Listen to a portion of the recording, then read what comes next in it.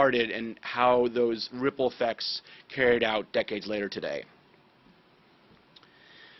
In 1954, the U.S. Supreme Court ruled in Brown versus Board of Education of Topeka that segregated schools violated the Equal Protection Clause of the 14th Amendment, setting in motion a chain of events that would lead to the birth of the persecution politics movement in the late 1970s. One of the men who precipitated these events was a Baptist minister named Jerry Falwell. In 1956, at the age of 23, Falwell founded a church in Lynchburg, Virginia. In his sermons, Falwell railed against Brown versus Board of Ed, proclaiming, "If Justice Warren and his associates had known God's word and had desired to do the Lord's will, I'm quite confident that the 1954 decision would never have been made. The facilities should be separate. When God has drawn a line of distinction, we should not attempt to cross that line." After the Supreme Court decision, white politicians and parents sought alternative means to uphold God's line of distinction. They founded in the Seg Academies, all short for segregation academies, all white private schools that blossomed like daisies across the South after public schools desegregated. Holmes County, Mississippi was typical of desegregated southern school districts. In the first year after public school desegregation, white enrollment in the county's public schools dropped from 771 to 28. In the second year, it dropped to 0. Prince Edward County, Virginia, simply shut down its public schools, leaving black schools with students without any school in the county that would take them. Southern state governments did what they could for the cause, offering tuition grants, what Republicans now call vouchers, so that poor white students could continue to be educated in an environment free of dark pigmentation. When a federal court found such grants unconstitutional in 1969, the Seg Academies sought out tax-deductible donations to subsidize low-income whites. For example, one Holmes County Academy sent out a fundraising letter that warned, "Unless we receive substantial contributions to our scholarship fund, there will be many, many students whose minds and bodies are just as pure as those of any of their classmates and playmates, who, for financial reasons alone, will be forced into one of the intolerable and repugnant other schools." Other schools is in quotes there. In 1969, black parents in Holmes County filed a lawsuit demanding that the IRS deny tax exemptions to the 3 Seg Academies in the county. The courts ruled that the federal tax funds to finance private schools for the purposes of segregation violated the equal protection laws of the 14th Amendment, and the IRS began withholding tax exemptions from openly segregated schools. Nonetheless, Seg Academies easily skirted the new rules by adopting officially non-discriminatory language, admissions policies, while still practicing de facto segregation. And private all-white schools continued to proliferate across the South. The first Seg Academies were exact replicas of the secular schools they had replaced, but over time, most of the academies adopted Christian affiliations, such as Jerry Falwell's Lynchburg Christian Academy, which Lynchburg News described as a private school for white students. A 1973 Wall Street Journal article documented the emergence of this new variety of Seg Academy. "These days, Christian schools and segregation academies are almost synonymous," said a coordinator of the Education Task Force of the Southern Regional Council. Thus, when the IRS proposed strengthening the tax exemption rules in 1978 to force Seg Academies to actively recruit minority students and teachers, many Southern Christians reacted with fury and alarm at the dual threat to white privilege and Christian education. As a result, the IRS proposal played right into the hands of a young conservative strategist with big plans. In 1962, 19-year-old Paul Wolraich, a radio journalist and devout Catholic from Racine, Wisconsin, called on the chairman of the Wisconsin Republican Party to denounce a Supreme Court ruling that banned prayer in public schools. But the chairman refused to get involved, insisting, "Our business people would think it was strange that we are getting involved in a religious issue." That was the moment, Wolraich explained in an interview, that I said to myself, "By golly, this is just off track. I'm going to see to it that one day the party will listen to these kinds of issues." And that really became my mission in life. Soon after, Wolraich went to work for Republican politicians in Washington, where he continued to struggle to persuade the party to embrace socially conservative causes like outlawing abortion, ending busing, and supporting school prayer. In 1973, Wolraich founded the Heritage Foundation, the think tank that would revolutionize conservative political scholarship by discarding the scholarship. The following year, Wolraich left Heritage Foundation to become the because the board of directors wouldn't put enough emphasis on social issues. That's like leaving the Roman Catholic Church because the Pope won't put enough emphasis on religious issues, which incidentally Wolraich also did. After leaving Heritage, Wolraich focused on the political potential of the growing fundamentalist and evangelical churches, but he was stymied in his effort to mobilize them. The fundamentalist and evangelical communities were accustomed to keeping their distance from politics, adopting the position expressed by Jerry Falwell in 1965, "Preachers are not called upon to be politicians, but soul winners." Wolraich elaborated, "Christian conservatives of the evangelical and fundamentalist type had been told for years, ever since the Scopes trial, that they should not be involved in politics, that it was a sin to be involved in politics, that you would lose your soul if you were involved in politics."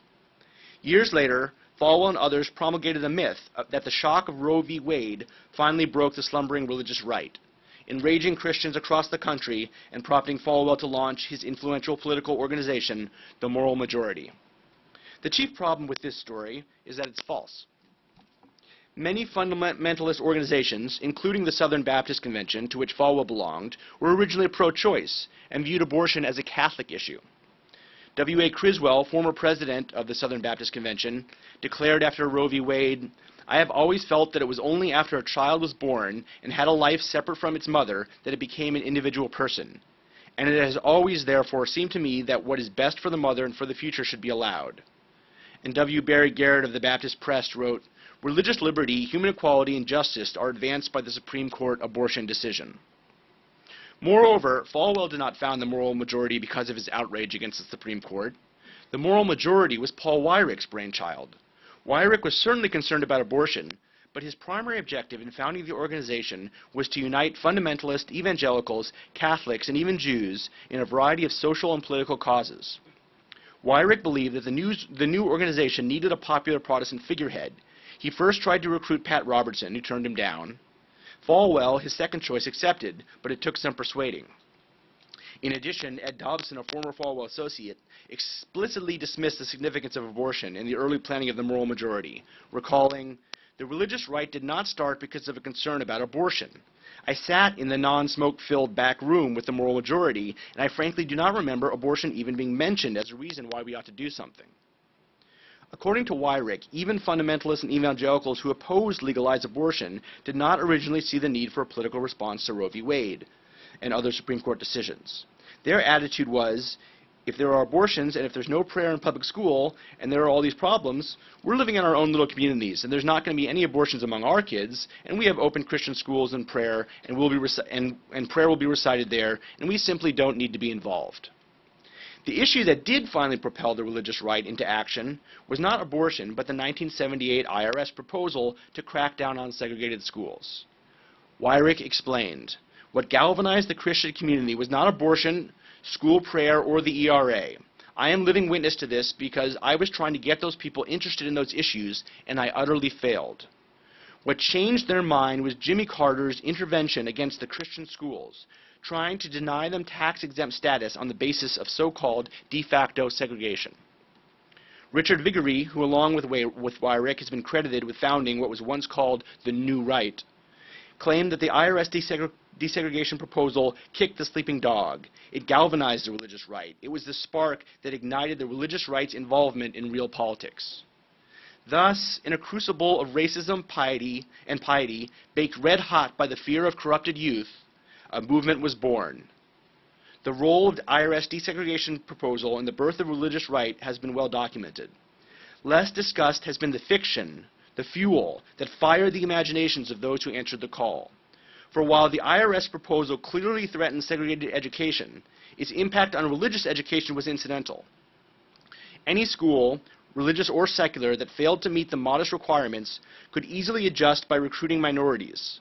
For people to see the IRS proposal as an attack on Christian education, they had to see desegregation as the desegregation objective as a pretext, an excuse for going after the Christians.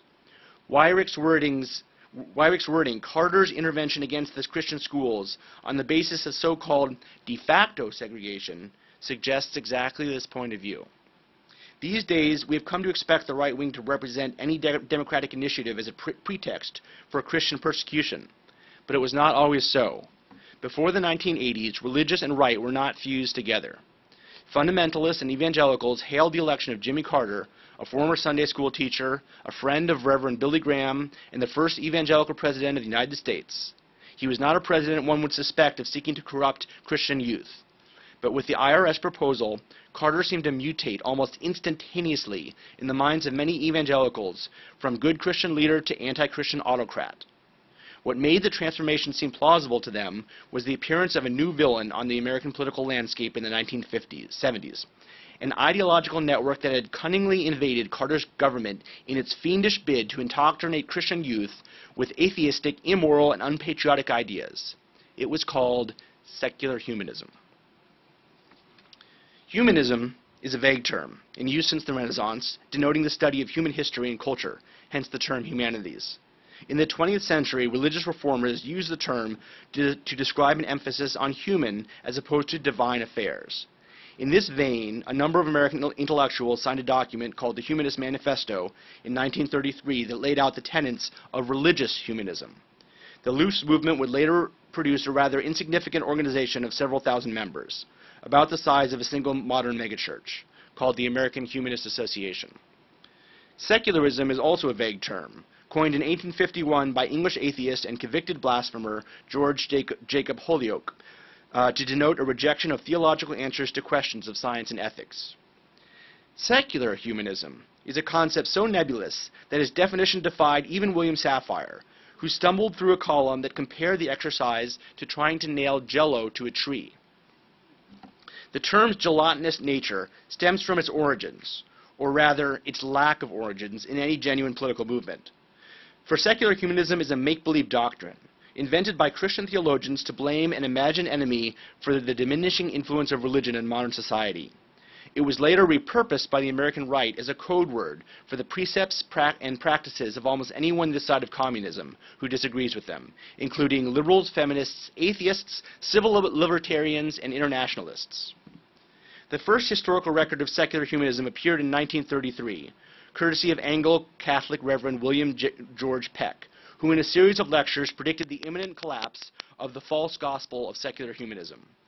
10 years later, the non-existent Jell-O doctrine had not only avoided collapse, it now threatened Christianity, quote, more powerfully than in any period since the end of the Dark Ages, quote, end quote, according to the Archbishop of Canterbury, William Temple.